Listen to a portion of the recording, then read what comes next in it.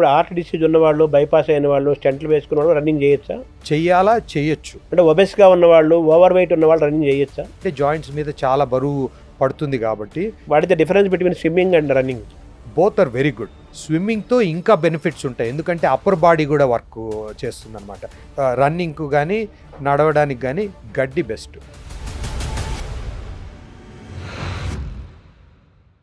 రన్నింగ్కి mental హెల్త్కి ఉన్న link ఏంటి?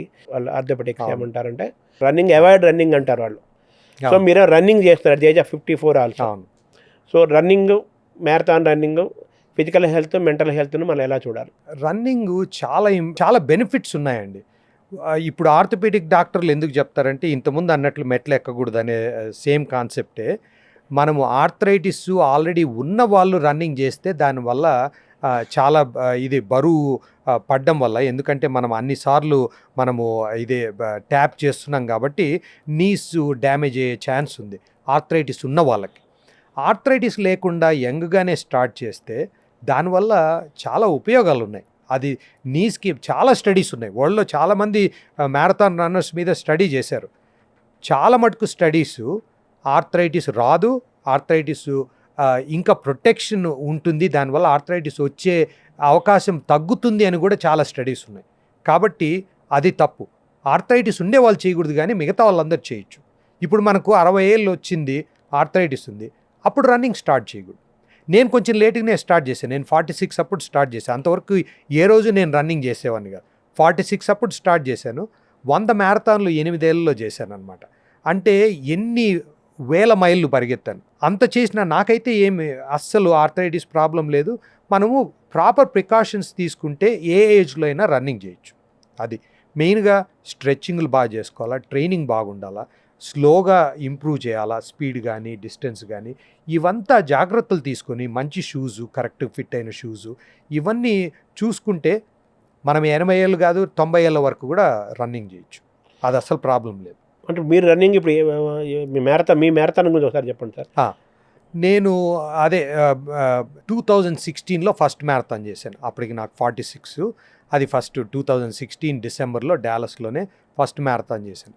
ఆ తర్వాత ఈ కోవిడ్ వల్ల నేను 2016లో స్టార్ట్ చేసిన 2019 వరకు 7-8 చేశాను అంతే.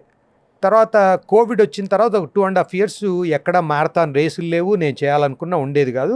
మామూలుగా ఇంటి దగ్గర ట్రెడ్మిల్లో అట్లా చేసేవాడిని. 2021 వ్యాక్సిన్ అంతా వచ్చి కొంచెం మ్యారథాన్ స్టార్ట్ అయ్యేటప్పటికి నేను అప్పుడు చాలా చేశాను అనమాట.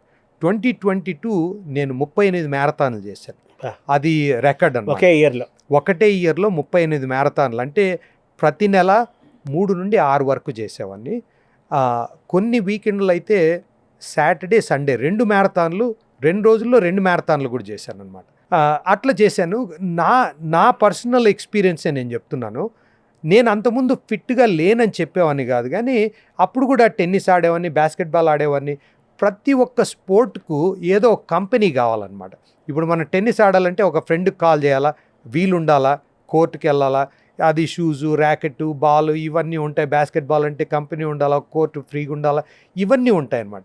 రన్నింగ్ అయితే బెస్ట్ ఎక్సర్సైజ్, ఎందుకంటే షూజు, టీషర్టు, షార్ట్స్ వేసుకుని యూ కెన్ స్టార్ట్ రన్నింగ్. చాలామంది ఏమనుకుంటారంటే ఒక 2-3 రోజులు చేస్తారు, రన్నింగ్ నా వల్ల కాదని మానేస్తారు. వాళ్ళందరికీ నేను అదే చెప్పేది, చాలా బెనిఫిట్స్ ఉన్నాయి, ఎప్పుడు అనుకోవద్దు. అంటే ఏంటి, what are the benefits sir? Benefits అదే physical and mental health benefits. బరువు తగ్గడము, డయాబెటీస్ కంట్రోల్ కావడము, కొలెస్ట్రాల్ గురించి మాట్లాడుకున్నాము, హార్ట్ డిసీజ్ ఉన్న వాళ్ళు కూడా చేయడం వల్ల వాళ్ళకు చాలా ఇంప్రూవ్మెంట్ ఉంటుంది అనమాట. హార్ట్ ఫంక్షన్ ఇంప్రూవ్ అవుతుంది. ఎందుకంటే ఇప్పుడు హార్ట్ అటాక్ వచ్చిందంటే కొంచెము ఆ హార్ట్లో ఒక మజిల్ డ్యామేజ్ అయి ఉంటుంది, కాబట్టి వాళ్ళకి తక్కువ మజిల్ ఉంటుంది, కాబట్టి వాళ్ళ పంపింగ్ కెపాసిటీ కూడా తక్కువ ఉంటుంది.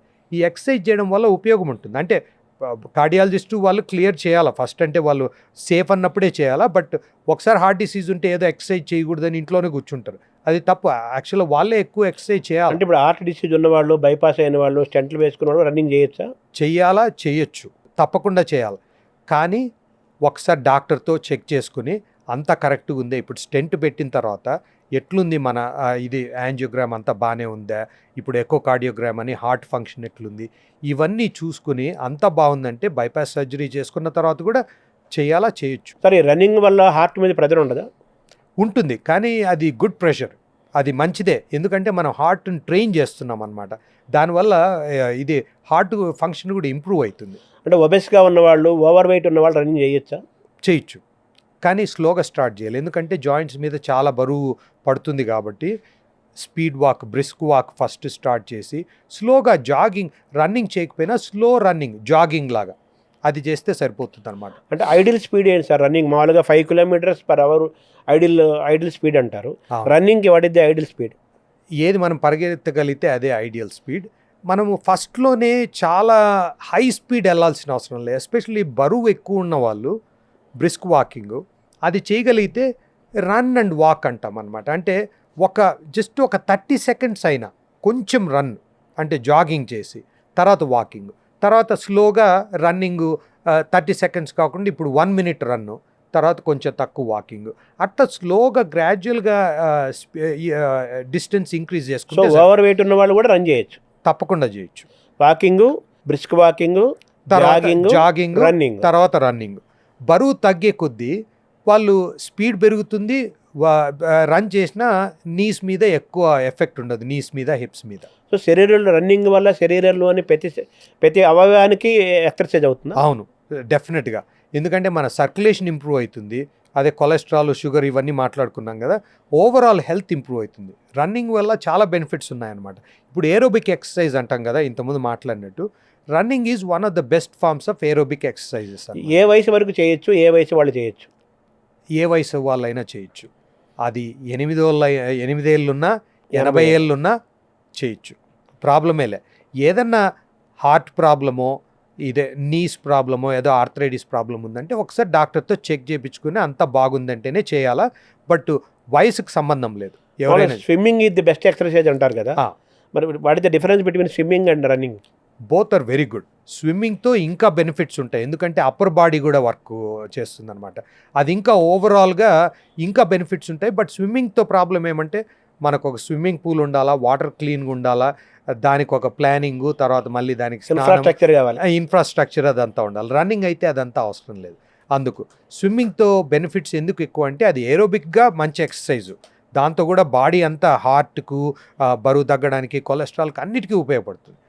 ఇంకా అడిషనల్ బెనిఫిట్ ఏముంటుందంటే స్విమ్మింగ్తో అప్పర్ బాడీ ఎక్కువ మూవ్ చేస్తాం కాబట్టి ఈ మజిల్స్, చెస్ట్ మజిల్స్, మన షోల్డర్ మజిల్స్ ఇవన్నీ కూడా బాగా ఇంప్రూవ్ అవుతుంది అనమాట. ఒక వయసు వచ్చిన తర్వాత ఓన్లీ ఏరోబిక్ ఎక్సర్సైజ్ చేస్తే సరిపోతుంది. ఎస్పెషలీ 50 తర్వాత మనకు చాలా మజిల్ లాస్ ఉంటుంది అనమాట, మజిల్స్ సైజ్ తగ్గిపోతూ వస్తుంది. వాకింగ్కి ఈ తార్ రోడ్లు, ప్లెయిన్ రోడ్లు కాకుండా మట్టి రోడ్లు నడిస్తే మంచిది అంటారు. సో రన్నింగ్కి ఎటువంటి ఫ్లోర్ ఎంచుకోవాలి? ఎంత సాఫ్ట్గా ఉంటే అంత బెటర్. గడ్డిలో నడవడము, రన్నింగ్కు కానీ నడవడానికి కానీ గడ్డి బెస్ట్, తర్వాత మట్టి, తర్వాత తార్ రోడ్డు. అస్సలు వర్స్ట్ అంటే కాంక్రీట్ ఎందుకంటే ఎక్కువ చాలా హార్డ్గా ఉంటుంది కాబట్టి రీబౌండ్ ఉండదన్నమాట. సో ఎక్కువ మన నీస్ మీద, హిప్స్ మీద ఎక్కువ ఇది ఎఫెక్ట్ ఉంటుందన్నమాట. అందుకు గడ్డిలో కానీ ఇసుకలో కానీ నడిస్తే మనకు బెనిఫిట్స్ ఎక్కువ ఉంటాయి. ఇప్పుడు రన్నింగ్ చేసేటప్పుడు బీపీ లెవెల్స్ పెరగవా?